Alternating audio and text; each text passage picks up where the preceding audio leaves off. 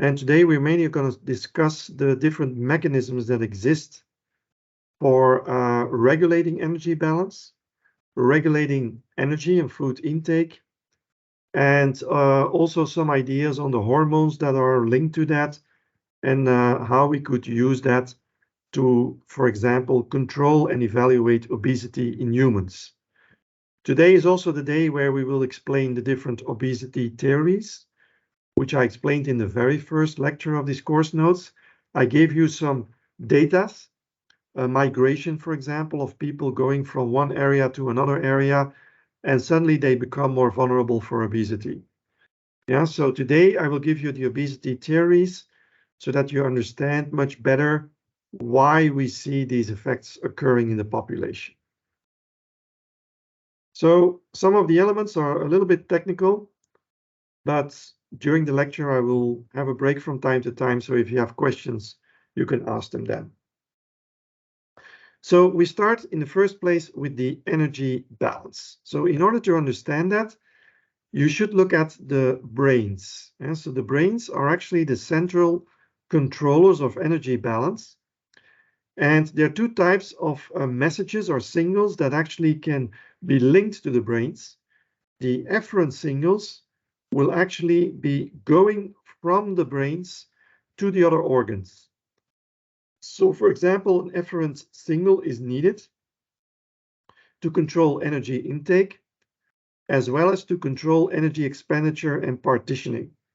Partitioning, which means the division of energy supplying substrates to the different organs, for example, to the muscles or to the adipose tissue.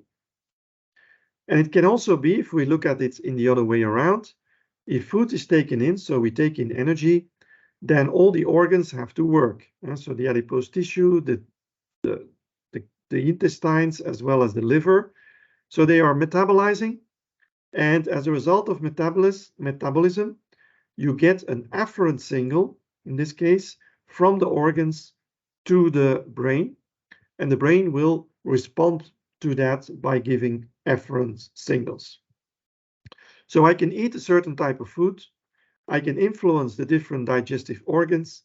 I can send a message to the brains, and the brains will reduce the intake of energy, and they will stimulate either the storage of energy or the stimulation of, for example, muscle tissue, and to be physically more active. If we look throughout time, then there are two important mechanisms that occur. The first mechanism is called satiation, and this is a process that develops while you are eating.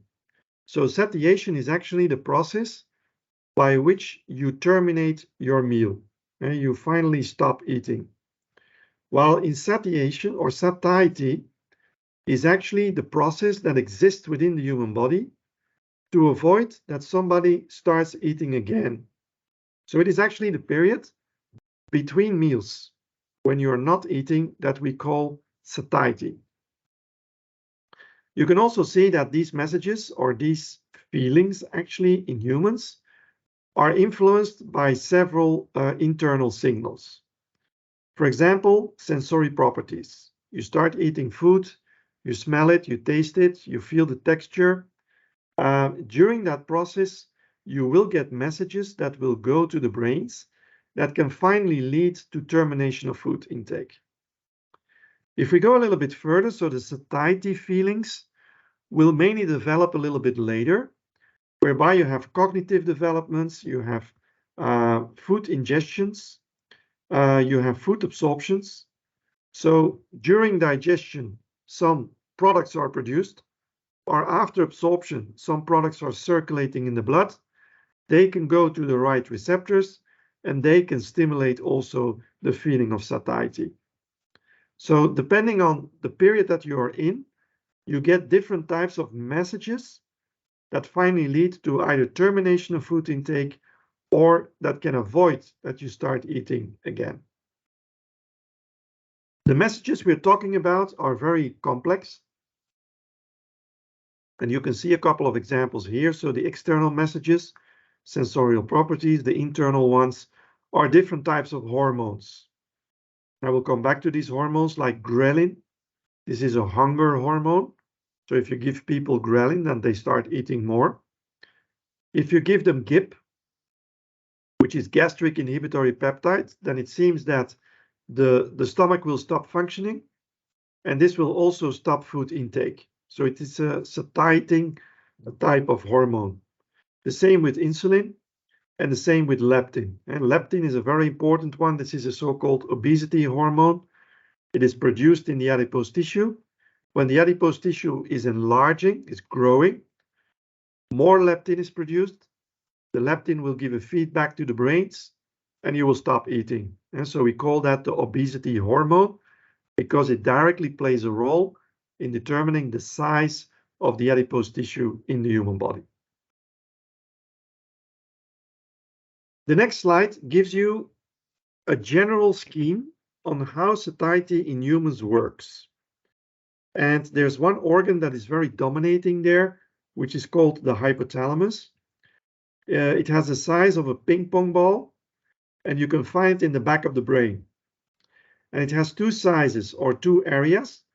The first area is called the lateral hypothalamus. The second one is the ventromedial hypothalamus. The lateral hypothalamus is the hunger feeling. The ventromedial hypothalamus is the satiety or satiation feeling. So you take food, you walk next to the canteen, you smell it, you don't eat it, but you smell it or you see it. At that moment, there's a perception that goes directly to the lateral hypothalamus and that stimulates the hunger feeling. And so you will have more tendency to go and start eating. When you start eating, the food comes in the mouth, you can chew it. You also have sensorial properties occurring. There are at that moment also messages going to the lateral hypothalamus, whereby you will keep eating and even eat more at that moment. When the food passes through the gastrointestinal tract, goes to the stomach, goes to the intestines, during that process, you will have breakdown of foods. New components are produced, and these components either directly influence the ventromedial hypothalamus, or they go into circulation after the absorption. Via the blood, they can even go to the reserves. And so, for example, adipose tissue. And from there outwards, they give messages to the ventromedial hypothalamus. So you could eat lipids. The lipids go into the blood. From the blood, they go into the adipose tissue. And when the adipose tissue grows, leptin is released. From the adipose tissue, it goes to the hypothalamus, stimulates the ventromedial hypothalamus, and creates a feeling of satiation. So you stop eating. And so in this way, you can also understand that if you involve the circulation and if you involve the body reserves, that we're really talking on a long-term basis. It's not a short satiety effect. Short satiety would mean that you can actually induce the effect very quickly after eating. And for example, during the eating, to stop eating, or just after eating, but very, very short in time. Which is not the case if you go to the fat reserves and from there back to the ventromedial hypothalamus. There are also interactions with the other parts of the central nervous system, but this part is less well known. And so the hypothalamus we understand a little bit, but the central nervous system behind it is still a big black box for us. Okay, so I really hope that you understand a little bit this mechanism. So the next slide is much more difficult, but it's a very important one. You don't have to reproduce the figure, but I do want you to understand the 4 basic mechanisms that are exposed here. And so you have to understand which mechanisms there are to induce satiety in humans. The first mechanism we're going to talk about is incretin activity. And you can find it here on the bottom left side of the figure. Incretin activity means that once you are eating, food is entering in the intestines. The breakdown products of these foods, which is usually coming from protein or lipids, these breakdown products will interact with the wall of the intestine. And as a result of that, new hormones are produced. And you can see them here. PYY is one of them, OXM, GLP-1. So all these, and GIP also to some extent. So these types of hormones, after production from the intestine wall, will go via the blood to the pancreas. In the pancreas, they will stimulate the release of insulin. So this is a mechanism by which insulin can be released independent from the carbohydrate level in the blood. Yeah, so you understood from previous chapters that normally carbohydrates will stimulate insulin release, and as such, the uptake of carbohydrates for energy consumption. But here you see a second mechanism in which non-carbohydrate sources can directly influence release of insulin. And the insulin can go via the blood to the brains. It goes into the hypothalamus, and there it stimulates a feeling of satiation or satiety. This one is quite relevant because if you have followed more or less the media in the last couple of months, especially the Belgians among you, if you have listened to radio, television, or if you have seen in the newspapers, then you must have seen that today there are medications on the market that are becoming more and more popular because these medications, medical drugs, which were originally used to treat diabetes, are now also used to induce satiety and satiation in humans. And they become more and more popular, for example, with people that have overweight or that even are obese. These mechanisms are to some extent linked to the incretin action. So these medical drugs are acting on these hormones, and they are agonists. So it means that they are actually stimulating the effects of these intestinal hormones so that you have more insulin production, more interaction with the hypothalamus, quicker feeling of satiation and satiety.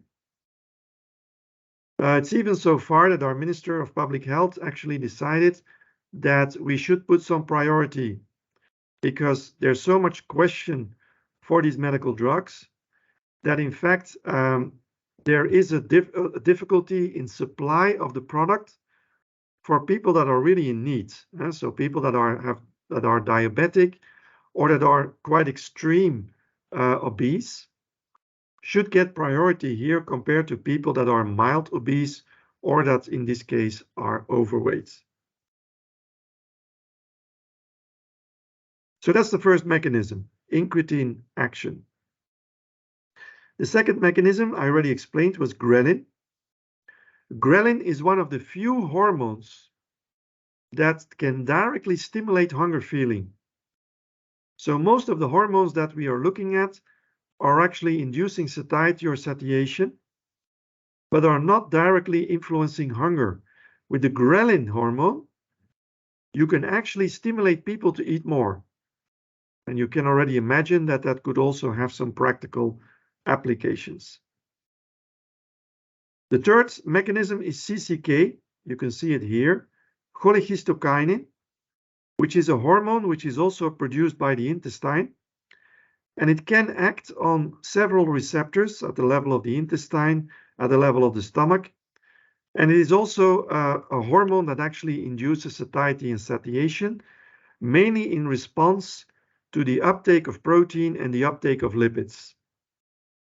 And also there, they have already been looking at specific types of agonists and antagonists in order to try and stimulate people to eat less. To some extent, it works, especially in rats and mice, when you have a direct interaction with the receptors at the level of the intestine. But it seems that there are also receptors physically present in the brains. And if these medications or drugs are entering in the brain, they could also act on the CCK receptors of the brain. And that seems to get some negative reactions. And so some vibrations in some testing animals that you see So there are some side reactions. And for CCK, it is not fully yet clear whether that can have direct applications or whether that should have some additional research done on that. So that's number 3, CCK. And then the fourth one is here on the left side, adipose tissue and leptin production. Leptin is produced from the adipose tissue when the adipose tissue grows. So when it's getting larger, then leptin is released from the adipose tissue. It goes to the blood. From the blood, it goes to the hypothalamus, and there it stimulates a feeling of satiation as well as satiety. And leptin is a very important one. It's the obesity hormone, and there's quite some attention to that in the last couple of years. So 4 basic mechanisms: incretin action to induce satiety and satiation, ghrelin to induce hunger, CCK to induce satiation and satiety, and leptin also to induce satiation and satiety. These are the 4 mechanisms. If we look into the hypothalamus, then you can see that the molecular pathways by which the hormones work is by now more or less known. So ghrelin, we already discussed, is a hunger hormone. It will directly act on the green pathway, and with the green pathway, you can have more consumption of food and less burning of calories. Yeah? So you get more energy conservation and more intake of energy and food. All the other ones just do the reverse. So you have leptin, for example. It can act here on the red pathway, and in this way you get more consumption of energy and less intake. So directly a satiation effect. But you can also have all these hormones that we are explaining, like the satiety peptides and the incretin action hormones. They actually go to the green pathway, but they are antagonists. So they are not stimulating the pathway, but they are inhibiting the pathway. And so as you can see here, so you can block this pathway so that people will also benefit more from energy consumption and less from energy intake. And in daily practice, all these hormones are working simultaneously. So it's a quite complex cocktail of different hormones working at different levels in the human body. And then this is only the part of the hypothalamus, but the hypothalamus is also in interaction with the hindbrain. And there are probably also a lot of things happening that we don't understand well for the moment. So the leptin deserves a little bit more attention because, there has been a lot of excitement around that hormone. And it started with this experiment where you can see the so-called op-op mouse. It's a mouse. On the left side is the normal mouse. On the right side, you can see the same mouse as on the left, but the only difference is that here the gene that actually codes for the synthesis of leptin is damaged or lost. So it means that the mouse on the right side is a mouse that does not produce any leptin. And you can see that in these conditions, for leptin deficient mice, you get double the size of body weight compared to the normal mice, which clearly illustrates why we call this hormone the obesity hormone, because it's directly linked to body weight in that animal. And there was a lot of excitement about it because now they started to think, okay, if people are quite extreme obese, it probably means that the leptin pathway is deficient. So they started studying this, and indeed they found correlations.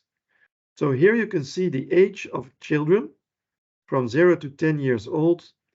Here you can see the body weight from 0 to 100 kilograms. And here you have the percentiles, 25, 50, and 90 percentile, or the second percentile, the first one is. So within those values, the majority of the population is physically present, because the second percentile means that only 2% of your population has a body weight which is lower than the value that you see here. And here the same, where you can have 90th percentile, so 90% of your people are having a body weight lower than the one that you explained here. The majority of the population, in other words, is between the 2nd and the 90th percentile, and the 50th percentile corresponds more or less to the mean or the average. Here is a child that deviates from the mean of the population, and you can see that when the age is growing, also the body weight is extremely fast growing until, for example, at the age of 9, you have already a body weight of almost 90 kilograms, which is extremely obese. They did some analysis extra here, and they found that that child indeed is leptin deficient. So it means that a genetic defect at the level of the leptin gene can directly lead to obesity in humans, and extreme obesity, so because the whole leptin pathway is deregulated. At the level of the arrow, you're going to give extra leptin to the child. You can do that by intravenous feeding. You directly inject leptin in the blood, and then you can see that the body weight is significantly reduced. So this is a clear indication that with this model, leptin is the key parameter that explains and controls obesity in humans. So scientists were still very excited about it, and so they wanted to test now the broad population. And so we have quite some obesity in our society, and let's say in the US it's about 30% now. So they took all types of people, overweight, obese, and they started to measure leptin levels in the blood. And the idea, if the theory is correct, it means that when people are getting obese, the amount of leptin in the blood should go down. And there's less leptin synthesis, less satiety satiation, more energy intake, more body fat. So they started measuring it, and then the first disappointment came, because if you look here as a function of body fat percentage, so the further you go from the left to the right, the more obese the person becomes, you can see that the serum leptin levels are actually increasing instead of decreasing. So it's just the reverse of what we actually said in the previous model with that child. And that's why, based on these results, they came up with a second theory in which they say that people who are mildly obese, overweight or slightly obese, but not morbid obese, are actually people where leptin can be synthesized. So physically it is there, but it is not active. So it is circulating in the blood. It tries to connect with different types of receptors, but it can't do that, so it cannot induce a feeling of satiation or satiation, satiety or satiation. And if you look or if you listen carefully, you can hear in these theories exactly the same parallel as with diabetes. In diabetes, we have a type 1 diabetes and a type 2 diabetes. Type 1 diabetes is mainly genetically determined. Type 2 diabetes is not directly genetically determined, but it is also determined by the environment and the feeding behavior, physical activity, things like that. So in type 2 diabetes is mainly developed when people are obese. And you could see that in those cases, insulin is physically still there, so it is produced by the pancreas, but insulin is not active. And so then we have type 2 diabetes. Type 1 diabetes, it means that insulin cannot be produced by the pancreas, so that there is no circulating insulin in the blood. And this type 1 and type 2 you can also apply to, in this case, leptin. So you get, in this case, leptin deficiency type 1 and leptin deficiency type 2. It's exactly the same, but then in the context of obesity. So I hope that this one is already a little bit clear for you. So then we come to our key question. And that question is, to which extent is genetic predisposition as well as environmental conditions, to which extent are they responsible to induce obesity in humans. And in order to explain that, we have to look at a couple of studies that are trying to evaluate that. There's one study that you can also find online on Euphora. It's a Nature Genetics study of about 10, 12 years ago. And I put it here online because I think it's a very powerful study. It has been done on almost 250,000 individuals, and it tries to understand to which extent genetic predisposition is the key element to control obesity in humans. So what they did is they took blood from these individuals, they took the red blood cells from the blood samples, and then they isolated the DNA and they analyzed it for the presence of obesity-inducing genes. And so these are, for example, genes that code for fat deposit or that code for enzymes that contribute to fat disposition. And so you need a high sample number in order to distinguish the small differences that might exist between humans. And so on the x-axis on the left slide, you can see here the alleles. So the alleles is a certain region within the DNA that mainly codes for fat deposit. And you can distinguish, especially if you have so many people involved, you can distinguish between people that have a low number of alleles, so that are actually genetically less predispositioned to deposit fat in the human body. And you have people with a high number of alleles that can actually have a little bit more risk of depositing lipids or fat in the human body.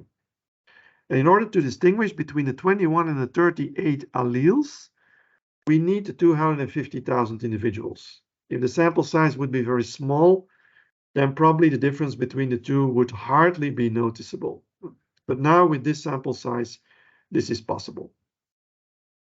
So you can see a Gaussian distribution, a low amount of people on the left, a low amount of people on the right, the majority of the people in the middle, with an average allele level of about 28, 29, 30, 31 alleles on an average body. And what we can also see is that if you have more alleles that are coding for fat deposit, then you can also see that the body weight goes up. And so the right side here is the body weight, the left side is the number of individuals carrying the alleles. So indeed, it is correct. If people have a certain genetic predisposition for fat deposit, then they have the tendency to have higher body weights and to become overweight or, if necessary, obese. So the theory is correct, it will contribute. But if you look on the right side, this curvature is a so-called ROC curve. We call it the ROC curve, which is used quite a lot in pharmacology and which expresses the specificity of the test against the sensitivity of the test. And if you have no influence of the test, so there is no way by which you can distinguish the different alleles, then you are working on the diagonal. So here, the parallel diagonal, which gives you no effect and no distinguishment between the 21 and the 38 alleles. So it means that I have a non-specific test and a non-selective test. However, if I would like to have the most ideal test, then I need a highly specific test, which means that the value should be 1, and 1 minus 1 is 0, so I should end up here. And I should have a very high sensitive test. And highly sensitive means that the value should be 1. So it means that the ideal situation would be that the dotted line is straight up from 0 to 1, up to here. And once it is here, it goes to the right. Yeah, so the dotted line that goes straight up and then straight to the right, that line is probably the most ideal situation, which would mean that genetic predisposition will determine 100% of the fat deposit in the human body. Yeah, so in that case, we could say genetics is the key driving force to induce obesity in humans. And you can measure that by just looking at the surface underneath the curve.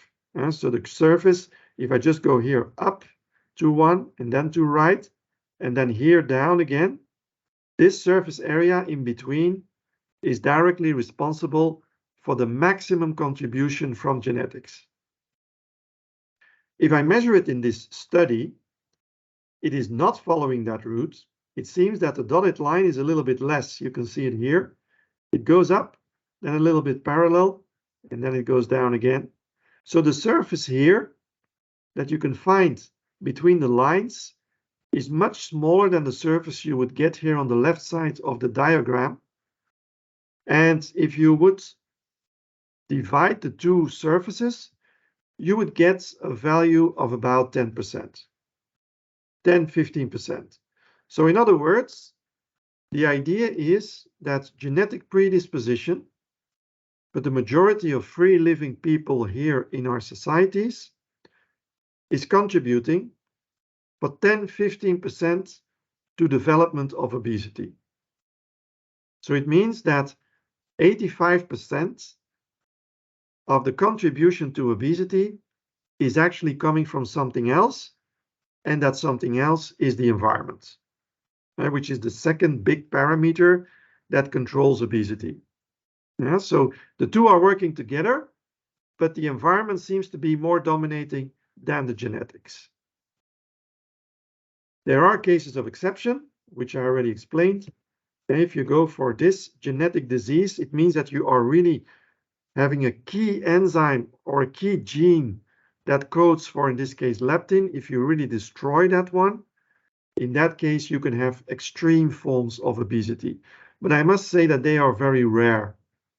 I cannot say that they are 1% of the population, is probably even less. But this one here, with obesity and overweight in the population, is very significant, up to 30% of the population, 1 out of 3. And that alone can not only be explained by genetics, it should also be explained by environment, as you can see from this study. Okay, so I think that I'm gonna stop the recording here. We were talking about the energy balance and energy metabolism and the regulation of this. I think the most important conclusions we have up to now is that the hypothalamus is actually a quite central organ that is very important for the regulation of satiety and satiation and food intake in humans. We have also seen that in rare cases, when you have genetic defects, people can become morbid obese, so extreme obese, but that for the majority of the population who is living in our society and who are overweight or obese, the reason for this obesity is not exclusively genetics. Genetics can play a role, but it's actually a combination of genetics and environment, in which environment is probably more dominating than genetics. And we also have seen different regulating mechanisms by which satiety and food intake can be controlled in humans. And we even have today already some strategies by which we can influence this food intake and satiation effects. So based on that, we come now to this obesity theory that tries to explain how exactly migration could play a role in development of obesity in humans. So it's a very important slide here because you can have quite some insight in how this actually works. You can see here two different types of environments. The first one is called a restrictive environment. So this is actually an environment where people have to struggle to get food. And so you are not in an environment where food is easy accessible. You have to work for it, you have to look for it, you have to find it. For example, people living in rural areas or people living in environments where there are traditional diets, but also where there are agricultural practices that are not always that easy, where you might have a large number of people for the amount of food only produced. So we call it restrictive. People will not be able to consume more calories than what they need. It would rather be the reverse. They would consume less than what they actually need. The second type of environment is called an obesogenic environment.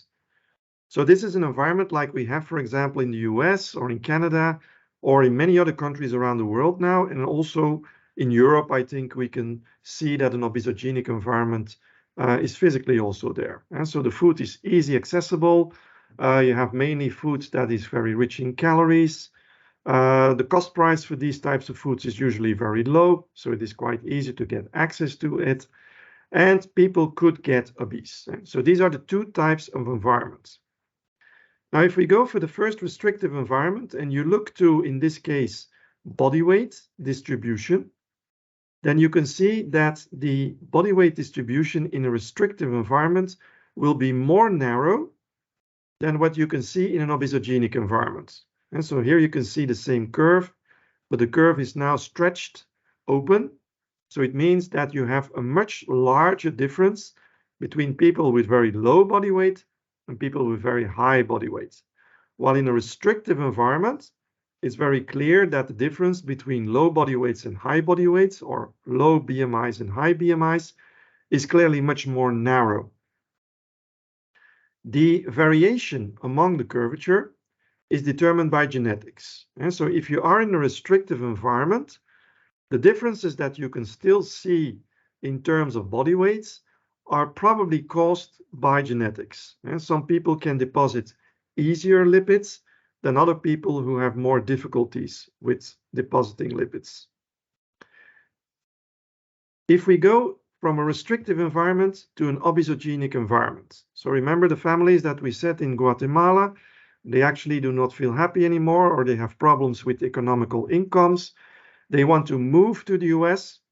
They just migrate first to the border, and then they cross the border, they get into the US, they try to buy a house there or rent a house. They start working and living there.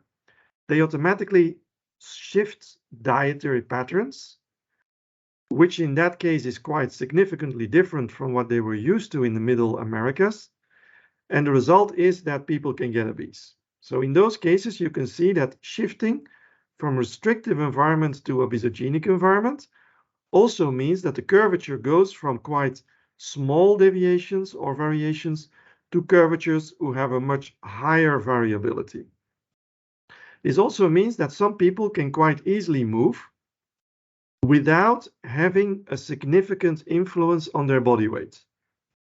We call that the obesity-resistant people, OR. So obesity-resistant people are people, as you all know them, I mean, they can eat whatever they want, they never get obese. Yeah. And the second group of people are the so-called obesity-prone people, the OPs. These are people, once you move from a restrictive environment to an obesogenic environment, who quite quickly extra deposit lipids so that you can become obese. Yeah, so in this case, you can see that the variability within the curvature is significantly increased because you have much more heterogeneity in responses from people in that environment.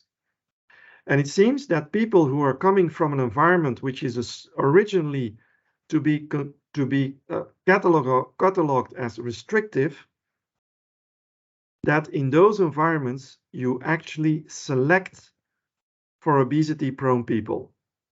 Yeah, I will say that again. I hope you understand what I mean. If people are continuously living in a restrictive environment, generation after generation, they are actually automatically selecting for obesity-prone people. Try to think yourself if you can find a molecular mechanism why that is. Yeah, if people are from generation to generation always living in an environment where there's not enough food available, then it seems that these people can more easily deposit lipids in the human body. This is called obesity-prone. As long as they stay in the restrictive environments, you will never see anything in body weight because there's no energy, there's no food, or not enough food. So they can never become obese. That's why the curvature is so strict. However, if these obesity-prone people, which seem to be the people that are actually the migrating people, suddenly move to an environment which is extremely obesic, then these are the people that gradually shift to more obesity and related diseases, which could be cardiovascular disease, diabetes, and things like that. I hope this is more or less clear, because this is the obesity theory and the migration theory, which is directly linked to the genetic predisposition to deposit lipids in humans and to be, let's say, more prone towards obesity than non-prone. And the driving force in this case is clearly the environment. Because if you are in a restrictive environment, you will never see an issue. But if you move suddenly, this can have a drastic effect on body weight and overall health. The same can be seen below. So here is the body mass index. The obesity resistant people will actually have no change in body mass index or only a slight one. But people who are obesity prone are much more sensitive towards obesity. And in this case, you see a shift once they go from a restrictive environment into an obesogenic environment. A very drastic increase in this case of the number of BMIs in that population. So the conclusion here is also that an important parameter that can contribute to high body weights and high BMIs in humans is the environment. So that's why we have to look at the environment and how it can actually influence us. The slide here, I think it's in Dutch as far as I can see, but if you go to the course notes, you will see that everything is translated in English. So it actually explains the genetic effect, which is in the middle, and you can go from a normal body size up to a high body mass index. And there are many factors nowadays that are actually linked to the environment. The two ones that are mostly used by governments today are nutrition, which is influenceable, as well as physical activity. And you know that these are the two instruments that governments play with today. You can stimulate people to have other diets. You can stimulate people to be more physical active. And so the combination of the two are the driving forces today to maintain lower body weights in your society. However, we also know that there are many other parameters that could play a role. And so those two are only probably, let's say, the most important ones for us to work with, but there are many other ones. One of them is viruses. I think that one of the theories that was developed during the COVID pandemic was the fact that people who are obese could be a little bit more sensitive for COVID infections. And that was also tried to find an explanation for that. So there is somewhere a link between virus infection on the one hand and obesity on the other hand. Another example is in utero environments. So depending on the behavior that is actually done during pregnancy, and I think I gave you already many examples of that, during pregnancy, the type of food you are eating could have an influence on the sensitivity for obesity at later age. So in utero environment could play a role in determining whether you are obesity resistant or obesity prone. Peer pressure, psychological effects, hormones, and this is also an interesting one, contamination in the environment. For example, in Antwerp, I think there is a study going on, or that there have been studies going on, in which they make a link between pollution of the environment, for example, air pollution or water pollution or whatever, exposure of the body towards toxins and toxic metabolites, and development of obesity. So fat deposit, to some extent, could be linked to circulating contaminants in the human body. You might also think a little bit how that mechanistically can work, but these studies are also in progress. And then medical treatments, technological progression, food availability, the microbiota. We discussed the microbiota in chapter number 3. And just imagine that you can make a product that could influence the microbiota. The microbiota produces a couple of regulating substances that could control fat deposit in the human body. And so you could think about the idea that the microbiome in the human body could influence obesity in humans. That's a little bit the idea behind it. And then also social status, which is all quite relevant parameters. And so you see, there's much more going on than only nutrition and only physical activity. And so also other factors could play a role. And I hope that you can just look a little bit to these factors and try to see if you can understand the potential mechanism behind that.